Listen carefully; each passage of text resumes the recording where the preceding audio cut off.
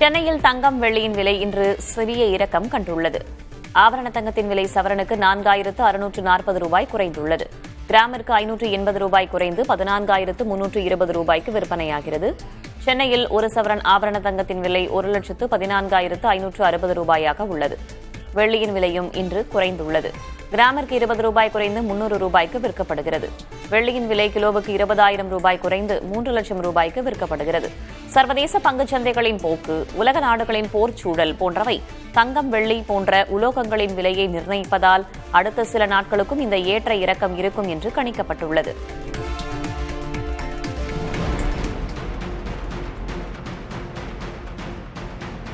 தங்கம் விலை உலகளவில் அதிகரித்துள்ள நிலையில் பொதுமக்கள் தங்களிடம் உள்ள பழைய நகைகளை விற்று லாபம் ஈட்டுவது அதிகரித்துள்ளது. குறிப்பாக பிரான்ஸ் தலைநகர் பாரிஸில் பழைய நகைகளை வாங்குவதற்கென்றே உள்ள கடைகளை நாடி பலர் வருகின்றனர். தங்கம் விலை இதே உச்சநிலையில் நீடிக்காது என எதிர்பார்ப்பதால் விலை உயர்வின் அதிகபட்ச பலனை பெறுவதற்காக விரைந்து விற்பதாக அவர்கள் கூறுகின்றனர். கிறிஸ்டின் என்பவர் தன் தாயார் பயன்படுத்திய பழைய மோதிரங்கள் மற்றும் வளையல்களை விற்று 1237 யூரோக்கள், அதாவது சுமார் 1,10,000 ரூபாய் பெற்றார். இதற்காக தனது தாய்க்கு நன்றி கூறிய கிறிஸ்டின் இந்த தொகையை சுற்றுலா செலவோ அல்லது மகளின் வீட்டுச் செலவுகளுக்கோ பயன்படுத்தப் போவதாக தெரிவித்தார். ஒடிஷா தலைநகரான புவனேஸ்வரில் உள்ள ரயில் நிலையம் அதிநவீன ஒருங்கிணைந்த போக்குவரத்து வளாகமாக உருவாக்கப்பட்டு வருகிறது. 415 கோடி ரூபாய் மதிப்பீட்டில் நடைபெறும் பணிகள் மூலம் அங்கு பேருந்து முனையமும் பிரம்மாண்ட வணிக வளாகங்களும் அமைக்கப்பட்டு வருகின்றன. இதனால் பயணிகள் ஒரு வாகனத்திலிருந்து மற்றொரு வாகனத்திற்கு மாறும் நேரம் வெகுவாக குறையும் என எதிர்பார்க்கப்படுகிறது. இடநெருக்கடி மிகுந்த பகுதியில் 3D மாடலிங் தொழில்நுட்பத்தை பயன்படுத்தி மிக துல்லியமாக இந்த ஒருங்கிணைந்த போக்குவரத்து வளாகம் உருவாக்கப்பட்டு வருவதாக கிழக்கு மண்டல ரயில்வே பொது மேலாளர் பரமேஸ்வர் பங்க்வால் தெரிவித்துள்ளார். 2022இல் தொடங்கப்பட்ட பணிகள் இந்த ஆண்டின் இறுதிக்குள் மக்கள் பயன்பாட்டிற்கு வர உள்ளது குறிப்பிடத்தக்கது. புவனேஸ்வரில் அமையவுள்ள இந்த ஒருங்கிணைந்த போக்குவரத்து வளாகம் கிழக்கிந்திய மாநிலங்களில் ஒரு புதிய பொருளாதார புரட்சியை ஏற்படுத்தும் என எதிர்பார்க்கப்படுகிறது. மின்னணு கழிவுகள் இறக்குமதிக்கு மலேசியா முற்றாக தடை விதித்துள்ளது. தாங்கள் உலகின் குப்பை தொட்டிகள் அல்ல என்று அந்நாடு கூறியுள்ளது. உலகெங்கும் ஸ்மார்ட் போன், லேப்டாப் போன்ற மின்னணு சாதனங்கள் பயன்பாடு வெகுவாக அதிகரித்திருக்கும் நிலையில் அவற்றால் ஏற்படும் கழிவுகளும் பெருகி வருகின்றன. இவற்றை மறுசுழற்சி செய்யும் தொழில்களும் பெருகி வருகின்றன. எனினும் இதனால் உடல் நலனுக்கும் சுற்றுச்சூழலுக்கும் பெரும் ஆபத்து ஏற்படும் என்று எச்சரிக்கைகள் உள்ளன. மின்னணு கழிவுகள் மறுசுழற்சியில் மலேசியா முக்கிய மையங்களில் ஒன்றாக திகழ்ந்த நிலையில் இனி அதிலிருந்து விடுபட முடிவெடுக்கப்பட்டுள்ளது. மக்களின் எண்ணங்களை பிரதிபலிக்கும் வகையில் திமுக தேர்தல் அறிக்கை அமையும் என்று அக்கட்சியின் துணை பொதுச் செயலாளர் நாடாளுமன்ற உறுப்பினருமான கனிமொழி எம்பி உறுதியளித்துள்ளார். சென்னை அண்ணா அறிவாலயத்தில் கனிமொழி தலைமையில் நடைபெற்ற 2ஆம் நாள் கருத்து கேட்பு கூட்டத்தில் அமைச்சர் TRB ராஜா உள்ளிட்ட குழு உறுப்பினர்கள் பங்கேற்றனர். இதில் பத்திரிகையாளர் சங்கம், முஸ்லிம் உரிமை பாதுகாப்பு கழகம் உள்ளிட்ட பல்வேறு சமூக அமைப்புகள் மற்றும் பொதுமக்கள் தங்களின் கோரிக்கைகளை மனுக்களாக அளித்தனர்.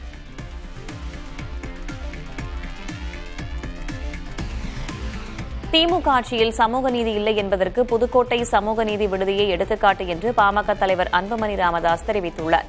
புதுக்கோட்டை சமூக நீதி விடுதிகளில் கடந்த 2 மாதங்களாக மாணவிகளுக்கு வெறும் சோறும் ஊறுகாயும் மட்டுமே உணவாக வழங்கப்படுவதாக அவர் குற்றம் சாட்டியுள்ளார்.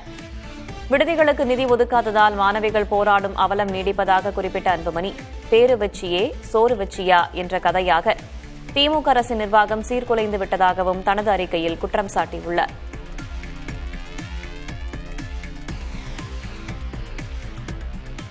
திருநெல்வேலி நெல்லையப்பர் கோவிலில் யாரும் அவமதிக்கப்படவில்லை என்று அறநிலையத்துறை அமைச்சர் சேகர் பாபு தெரிவித்திருக்கிறார். அது விளக்கமா அந்த ஜேசி அறிக்கை கொடுத்திருக்காரு. எங்காவது அங்கொன்று இங்கொன்று ஏதாவது நடக்குமா என்று பூத கண்ணாடி வைத்து தேடிக் கொண்டிருப்பவர்கள் அதை ஒரு பிரச்சனையாக நினைக்கின்றார். அந்த இடத்தில் நடந்த சம்பவத்தில் யாரும் அவமானப்படுத்தப்படவில்லை, அவமதிக்கப்படவில்லை. நேர்த்தியாக உயர்தர உணவுதான் பரிமாறப்பட்டது. உணவு விருந்து அனைவருக்கும் வழங்கப்பட்டது. அதற்குண்டான புகைப்படங்கள், வீடியோ ஆதாரங்கள் வெளியிடப்பட்டிருக்கின்றன. அரசியலுக்காக பேசுபவர்களை பற்றி நாங்கள் கவலைப்படவில்லை. தவறுகள் எங்கு நடந்தாலும் அதை திருத்திக் கொள்வோம்.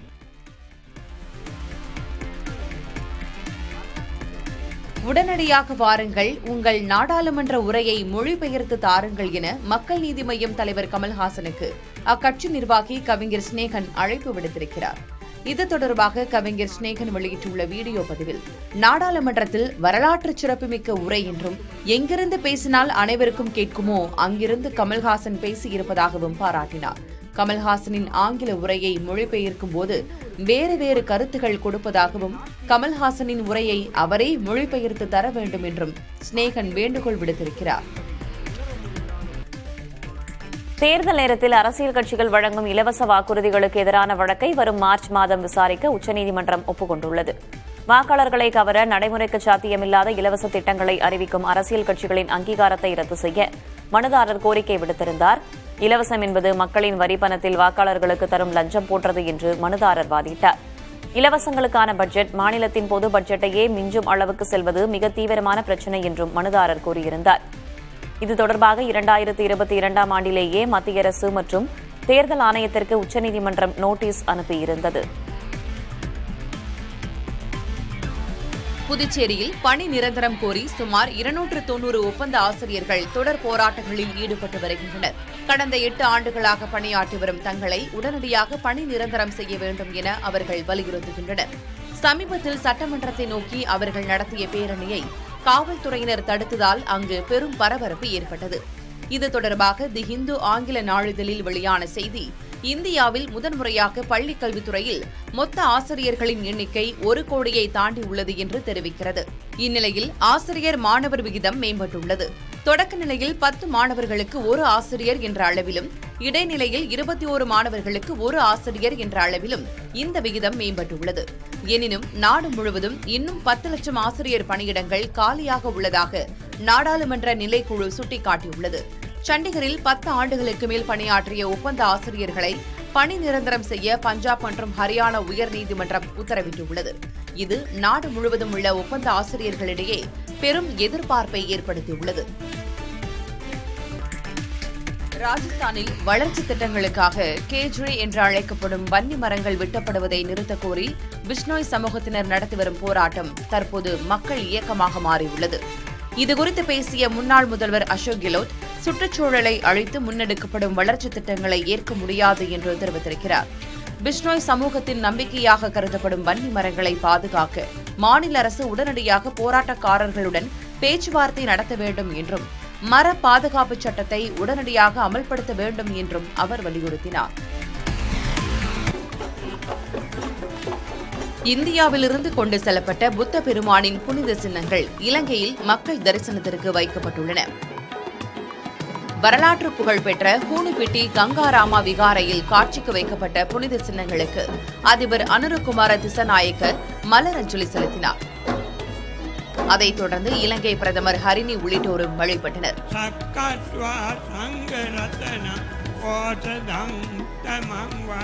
குஜராத்தில் கண்டெடுக்கப்பட்ட இச்சின்னங்கள் இரு நாடுகளுக்கிடையே செய்து கொள்ளப்பட்ட புரிந்துணர்வின் அடிப்படையில் இலங்கையில் காட்சிக்கு வைக்கப்பட்டிருக்கின்றன.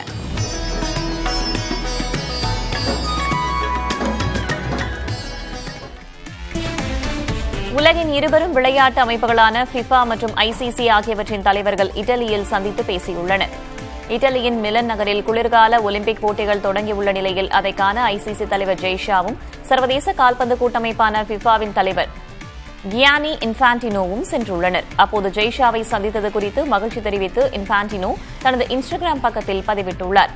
விளையாட்டுகளின் மூலம் உலகை இணைப்பதில் தாங்கள் இருவரும் முனைப்பு காட்டுவதாகவும் இன்ஃபான்டினோ பதிவிட்டார்.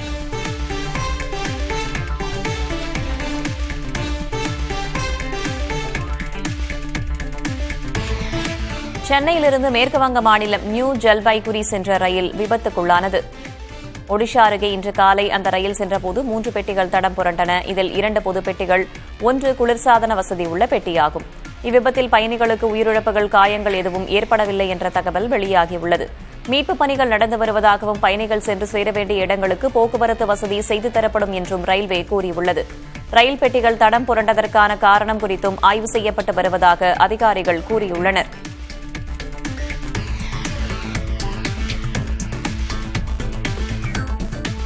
டேங்கர் லாரி கவிழ்ந்து எரிவாயு கசிந்ததால் மும்பை புனே விரைவு நெடுஞ்சாலையில் நிறுத்தப்பட்ட போக்குவரத்து 32 மணி நேரத்திற்கு பிறகு சீரடைந்தது. மும்பை புனே விரைவு சாலையில் ராய்காட் மாவட்டத்தின் காந்தாலா மலை அருகே புரோப்ளினே எரிவாயு நிரப்பப்பட்ட டேங்கர் லாரி கடந்த செவ்வாயன்று பிற்பகல் மும்பை நோக்கி சென்று கொண்டிருந்த போது ஓட்டுநரின் கட்டுப்பாட்டை இழந்து விபத்துக்குள்ளானது. டேங்கரில் இருந்து எளிதில் தீப்பற்றக்கூடிய எரிவாயு கசிந்ததால் பாதுகாப்பு கருதி மும்பை புனே விரைவு நெடுஞ்சாலையில் இரு மார்க்கத்திலும் அனைத்து வாகனங்களும் ஆங்காங்கே நிறுத்தப்பட்டன. பேருந்துகள், கார்களில் குழந்தைகள், முதியோர் உள்ளிட்டோர் 32 மணி நேரத்திற்கும் மேலாக சிக்கி தவித்தனர். விபத்துக்குள்ளான டேங்கர் லாரி அகற்றப்பட்டதை அடுத்து போக்குவரத்து மீண்டும் சீரடைந்தது.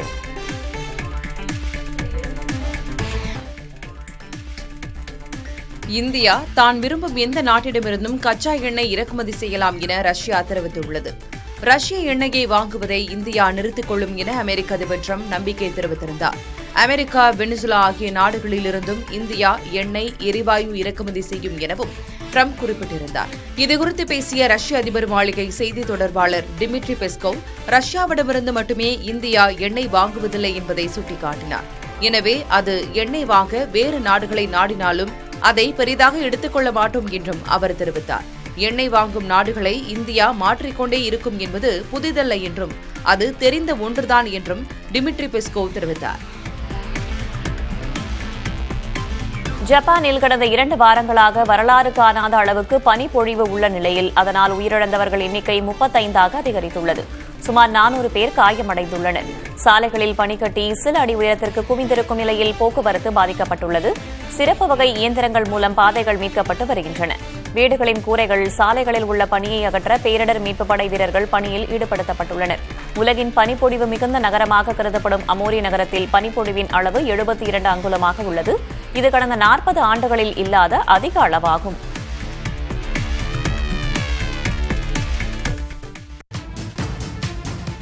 நாடாளுமன்றத்தில் பிரதமர் மோடியை தாக்க எதிர்க்கட்சி எம்பிக்கள் திட்டமிட்டிருந்ததாக மக்களவை சபாநாயகர் ஓம் பிர்லா குற்றம் சாட்டியுள்ளார். மக்களவையில் பேச பிரதமர் தயாராக இருந்தார் என்றும், ஆனால் தான் கேட்டுக் கொண்டதன் காரணமாகவே அவர் வரவில்லை என்றும், இதனால் தான் அசம்பாவித வாய்ப்பு தவிர்க்கப்பட்டதாகவும் சபாநாயகர் விளக்கினார். ஜோதிமணி, சுதா உள்ளிட்ட சில எம்பிக்கள் பிரதமரின் இருக்கையை சூழ்ந்து கொண்டதாகவும் சபாநாயகர் கூறியிருந்தார்.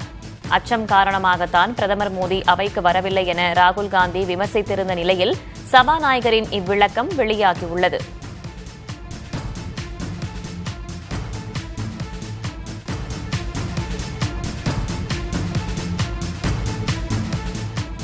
பிரதமர் மோடியை தாக்க சதி நடந்ததாக சபாநாயகர் ஓம் பிர்லா கூறிய குற்றச்சாட்டு அப்பட்டமான பொய் என்று காங்கிரஸ் எம்பி பிரியங்கா காந்தி தெரிவித்துள்ளார். எதிர்க்கட்சிகளின் கேள்விகளுக்கு பிரதமரிடம் பதில் இல்லை என்பதே உண்மை என்றும், இதனாலேயே அவர் அவைக்கு வரவில்லை என்றும் பிரியங்கா காந்தி கூறினார். சபாநாயகர் ஓம் பிர்லா பின்னால் பிரதமர் மோடி ஒளிந்து கொள்வதாகவும் பிரியங்கா காந்தி குற்றஞ்சாட்டினார்.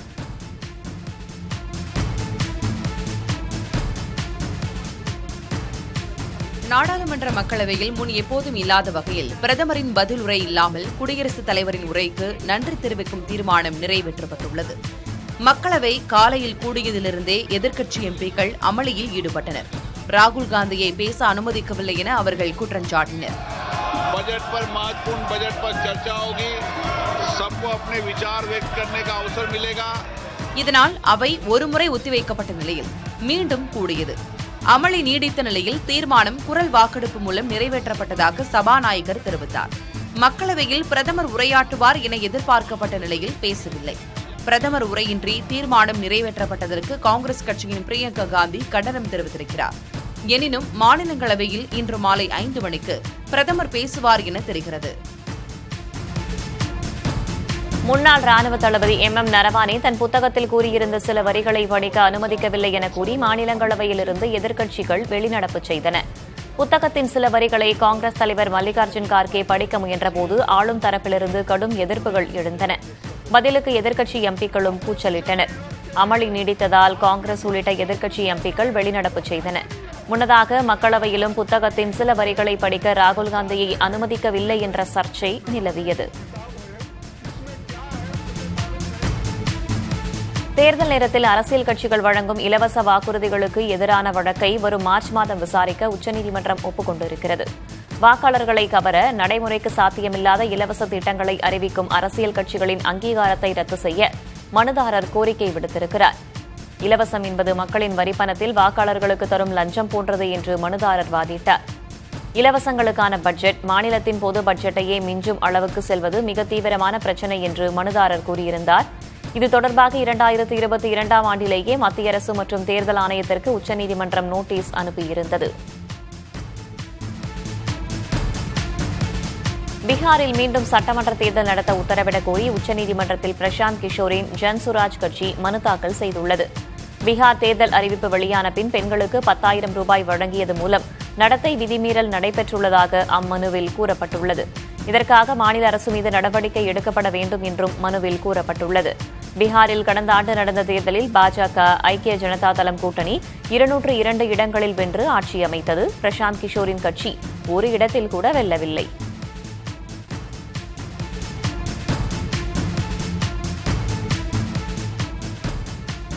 இந்தியா தான் விரும்பும் எந்த நாட்டிடமிருந்தும் கச்சா எண்ணெய் இறக்குமதி செய்யலாம் என ரஷ்யா தெரிவித்துள்ளது. ரஷ்ய எண்ணெயை வாங்குவதை இந்தியா நிறுத்திக் கொள்ளும் என அமெரிக்க அதிபர் ட்ரம்ப் நம்பிக்கை தெரிவித்திருந்தார். அமெரிக்கா, வெனிசுலா ஆகிய நாடுகளிலிருந்தும் இந்தியா எண்ணெய், எரிவாயு இறக்குமதி செய்யும் எனவும் ட்ரம்ப் குறிப்பிட்டிருந்தார். இதுகுறித்து பேசிய ரஷ்ய அதிபர் மாளிகை செய்தி தொடர்பாளர் டிமிட்ரி பெஸ்கோவ், ரஷ்யாவிடமிருந்து மட்டுமே இந்தியா எண்ணெய் வாங்குவதில்லை என்பதை சுட்டிக்காட்டினார். எனவே அது எண்ணெய் வாங்க வேறு நாடுகளை நாடினாலும் அதை பெரிதாக எடுத்துக்கொள்ள மாட்டோம் என்றும் அவர் தெரிவித்தார். எண்ணெய் வாங்கும் நாடுகளை இந்தியா மாற்றிக்கொண்டே இருக்கும் என்பது புதிதல்ல என்றும் அது தெரிந்த ஒன்றுதான் என்றும் டிமிட்ரி பெஸ்கோவ் தெரிவித்தார். சபரிமலைக்கு ரயில் சேவை வழங்கும் திட்டத்திற்கு கேரள அரசு 1905 கோடி ரூபாய் வழங்கியுள்ளது. ரயில் பாதை திட்டத்தின் 50% செலவை ஏற்க வேண்டும் என்று மத்திய அரசு நிபந்தனை விதித்த நிலையில் அதை கேரள அரசு ஏற்றுக்கொண்டுள்ளது. இத்திட்டம் எருமேலியுடன் நின்றுவிடாமல் புனலூர் மற்றும் நெடுமங்காடு வழியாக நீட்டிக்கப்படும். இறுதியில் இது விழுங்கியம் சர்வதேச துறைமுகத்துடன் இணைக்கப்படும். இதன் மூலம் மலைப்பிரதேச மக்களின் போக்குவரத்து மேம்படுவதுடன் கேரளாவின் பொருளாதாரமும் பெரும் வளர்ச்சியடையும் என முதல்வர் தெரிவித்துள்ளார். தமிழக சட்டமன்ற தேர்தல் நெருங்கி வரும் நிலையில் வரும் 28ஆம் தேதி பிரதமர் நரேந்திர மோடி மீண்டும் தமிழகம் வரவுள்ளார். கடந்த மாதம் 23ஆம் தேதி மதுராந்தகம் வருகை தந்த பிரதமர் மோடி என்டிஏ பொதுக்கூட்டத்தில் பங்கேற்று பேசினார். இந்நிலையில் வரும் 28ஆம் தேதி இரண்டாவது முறையாக தமிழகம் வருகை தரும் பிரதமர் மோடி மதுரையில் நடைபெறவுள்ள பொதுக்கூட்டத்தில் உரையாற்றுகிறார். முன்னதாக திருப்பரங்குன்றம் முருகன் கோயிலில் பிரதமர் மோடி தரிசனம் செய்ய உள்ளதாகவும் தகவல் வெளியாகியுள்ளது. மேலும் எய்ம்ஸ் மருத்துவமனையின் முதல் கட்ட கட்டுமானங்களையும் பொதுமக்கள் பயன்பாட்டிற்காக பிரதமர் மோடி திறந்து வைக்க உள்ளதாக தெரிகிறது.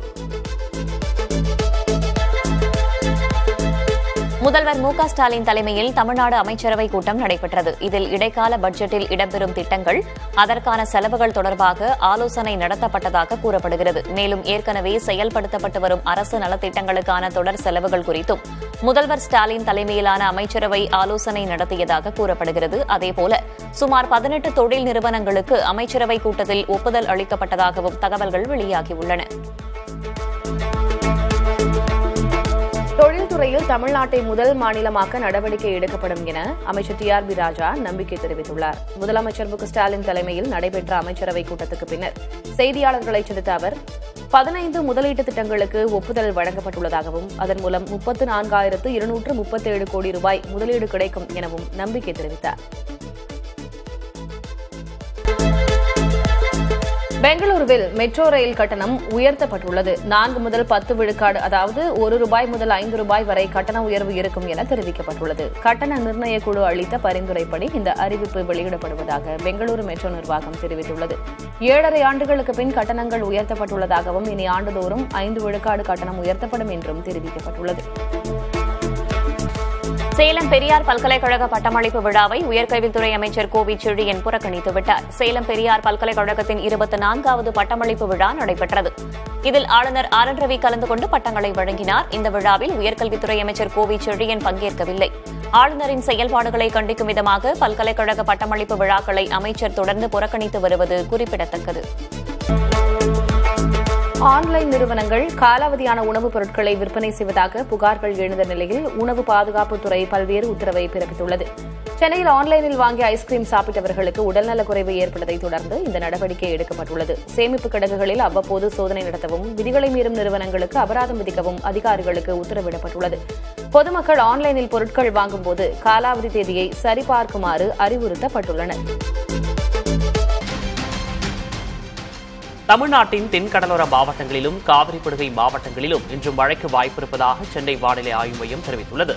நாளை முதல் வரும் 9ஆம் தேதி வரை நீலகிரி, சேலம், கிருஷ்ணகிரி, தருமபுரி ஆகிய மாவட்டங்களிலும், திருப்பத்தூர், வேலூர் மற்றும் ராணிப்பேட்டை ஆகிய மாவட்டங்களிலும் அதிகாலையில் மிதமான பனிமூட்டம் காணப்படும் எனவும் கூறியுள்ளது. தென் தமிழக கடலோரப் பகுதிகள், மன்னார் வளைகுடா மற்றும் குமரிக்கடல் பகுதிகளில் 65 கிலோமீட்டர் வேகம் வரை சூறாவளி காற்று வீசக்கூடும் என்பதால் மீனவர்கள் இன்று அப்பகுதிகளுக்கு செல்ல வேண்டாம் எனவும் சென்னை வானிலை ஆய்வு மையம் அறிவுறுத்தியுள்ளது.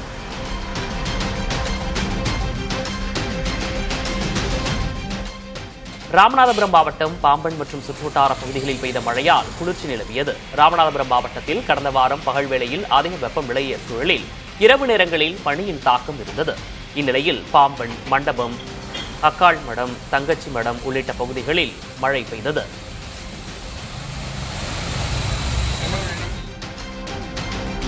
சேலம் பெரியார் பல்கலைக்கழக பட்டமளிப்பு விழாவை உயர்கல்வித்துறை அமைச்சர் கோவி செழியன் புறக்கணித்துள்ளார். சேலம் பெரியார் பல்கலைக்கழகத்தில் 24வது பட்டமளிப்பு விழா நடைபெற்றது. இதில் ஆளுநர் ஆர் என் ரவி கலந்து கொண்டு பட்டங்களை வழங்கினார். இந்த விழாவில் உயர்கல்வித்துறை அமைச்சர் கோவி செழியன் பங்கேற்கவில்லை. ஆளுநரின் செயல்பாடுகளை கண்டிக்கும் விதமாக பல்கலைக்கழக பட்டமளிப்பு விழாக்களை அமைச்சர் தொடர்ந்து புறக்கணித்து வருவது குறிப்பிடத்தக்கது.